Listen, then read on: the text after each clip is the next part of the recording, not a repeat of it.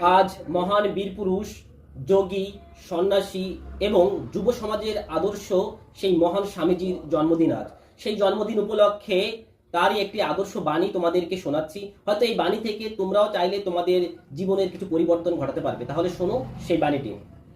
অন্যেরা যাই ভাবুক আর যাই করুক না কেন, তুমি কখনো তোমার নৈতিকতা, পবিত্রতা এবং ভগবত প্রেমের আদর্শকে নিচু করো না। যে ভগবানকে ভালোবাসে তার পক্ষে অন্যের চালাকিতে ভীতু হওয়ার বা ভয় পাওয়ার কোনো কারণ নেই। স্বর্গে এবং মর্তে পবিত্রতাই সব থেকে দিব্য এবং মহৎ শক্তি। অর্থাৎ তুমি যদি তোমার সত্য নিষ্ঠাকে স্থির রেখে অন্যায় পথ অবলম্বন না করে সঠিক পথে সত্যতাকে বজায় রেখে কাজ করে যেতে পারো, তাহলে কোনো বাধা বা কোনো বিপরীত শক্তি তোমাকে আটকে রাখতে পারবে না। অন্যের সমালোচনা, অন্যরা যে যাই বলুক না কেন, সেইটা কখনো তোমার চলার পথে বাধা হয়ে দাঁড়াতে পারবে না। তাই তুমি তোমার সত্য নিষ্ঠা নিয়ে এগিয়ে চলো, তুমি তোমার কর্মে অবশ্যই সফল হবে।